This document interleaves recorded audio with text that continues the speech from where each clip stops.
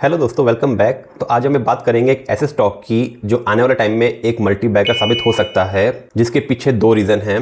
First reason है 16 साल का ब्रेकआउट।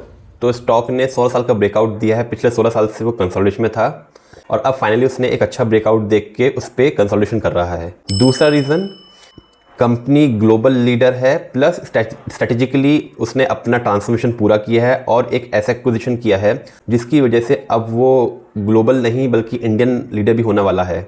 और अब जो एक्विजिशन और ट्रांसफॉर्मेशन किया है उनके रिजल्ट्स आने वाले टाइम में उनके रिजल्ट्स में नजर आएंगे, उनके रेवेन्यूज में नजर आएंगे। इन दो रीजंस की वजह से ये स्टॉक मल्टीबैगर साबित हो सकता है। आइए क्विकली बात करते हैं स्टॉक की। स्टॉक का नाम है वेल्सपन कॉर्प। वेल्सपन कॉर्प करता क्या है? Welspun Corp is one of the largest manufacturers of large diameter pipes globally. तो जैसे हमने बात करी कि जो लार्ज डायमीटर पाइप्स होते हैं मेटल के, जो डिफरेंट यूजेज होता है ऑयल में, गैसेस ट्रांसफॉर्मेशन में, वाटर ट्रांसफॉर्मेशन में, ये उसके ग्लोबल लीडर हैं। तो आप समझ सकते हैं कि वेस्टर्न मार्केट में और मिडिल ईस्ट में इन पाइप्स की कितनी ज़्यादा रिक्वायर्ड होती है ऑयल ट्रांसपोर्टेशन के लिए। तो ये उसके ग्लोबल लीडर हैं। प्लस उसके अलावा ये स्टेनलेस स्टील पाइप्स बनाते हैं, टीएमटी मैकेनिकल, जो थर्मो मैकेनिकल ट्रीटेड पाइप्स होते हैं जिन पर टेम्परेचर इम्पैक्ट नहीं आता है, वो पाइप्स बनाते हैं। तो डिफरेंट कैटेगरीज हैं इनके पास जिसके ये मास्टर हैं, स्पेशलाइजेशन और वर्ल्ड लीडर है। प्लस इन्होंने अभी रिसेंटली एक्विजिशन किया एक ऐसी कंपनी का जो इंडिया में मार्केट लीडर है और कंपनी का नाम है सिंटेक्स। तो आपने इंडिया में हर घर की छत पे देखा होगा सिंटेक्स के वाटर टैंकर्स होते हैं, वाटर स्टोरेज के लिए काम में आते हैं।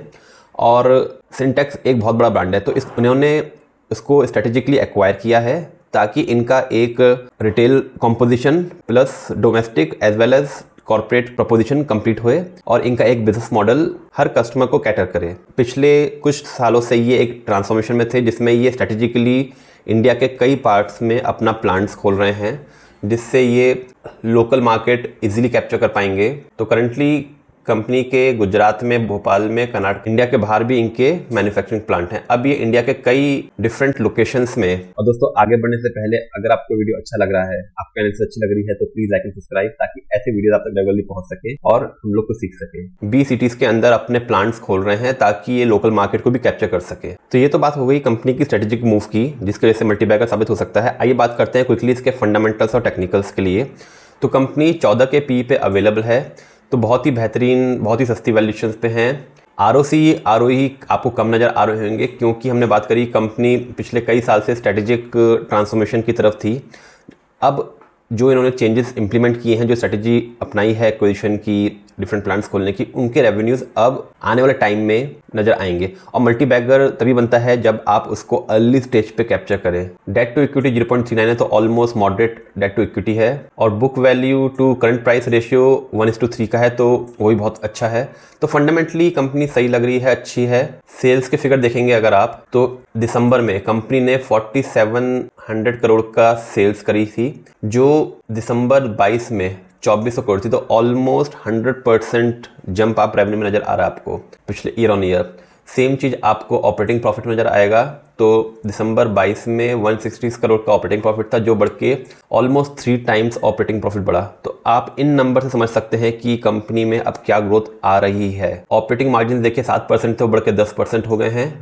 नेट प्रॉफिट जो 23 करोड़ था वो बढ़ के 294 करोड़ हो गया है। ये नंबर्स आपको अब समझा रहे होंगे कोरिलेट कि जो स्ट्रेटेजिक मूवमेंट्स चेंजेस किए हैं उनका इम्पैक्ट रेवेन्यूज में अब आ रहा है। और जैसे ही Q4 के रिजल्ट्स आएंगे तो उसमें कंफर्मेशन हो जाएगा कि इनकी स्ट्रेटेजी बहुत ही अच्छे से इंप्लीमेंट हो रही है। और कंपनी के स्टेक होल्डर्स का देखें तो 50% स्टेक प्रमोटर्स के पास है। एक इंटरेस्टिंग बात आप यहाँ देखिए, प्रमोटर्स का दिसंबर में 49.96% स्टेक था, जिसको उन्होंने बढ़ा के 50.14 का है। तो अगर प्रमोटर अपने स्टॉक खुद खरीद रहा है मार्केट से, तो इसका मतलब उसको विश्वास है, उसको भरोसा है कि स्टॉक में ट्रांसफॉर्मेशन होने वाला है और स्टॉक अब अच्छे रिटर्न देने वाला है, जो अभी तक नहीं दिए पिछले कई सालों में। आइए बात करते हैं टेक्निकल्स की। हमारे सामने वेल्सपन कॉर्प का वीकली चार्ट खुला हुआ है।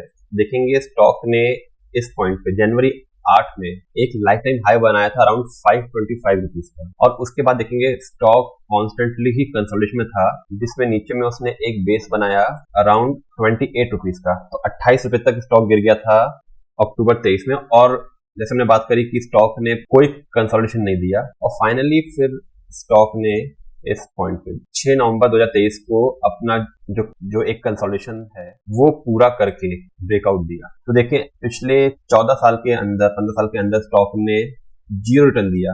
जिस इन्वेस्टर ने यहाँ इन्वेस्ट किया था 2008 में, अब उसकी कॉस्ट आई है, तो स्टॉक ने नहीं परफॉर्म किया। लेकिन अब क्योंकि कंपनी स्ट्रेटेजिकली एक रिफॉर्म के अंदर है, और देखिए यहाँ ब्रेकआउट करने के बाद स्टॉक ने लाइफ टाइम हाई बनाया अराउंड 593 का, और उसके बाद फिर से कंसोलिडेशन में आया। और कंसोलिडेशन कहां तक आया, देखिए एग्जैक्टली वही पॉइंट तक जो उसका ब्रेकआउट पॉइंट था 525 के अराउंड, और वहां से रिवर्सल लेके कंपनी ने अपना लाइफ टाइम हाई ब्रेक किया और करंटली 631 के प्राइस पे अवेलेबल है। अब कंपनी ने एक इमीडिएट ब्रेकआउट दिया है अपना 525 से।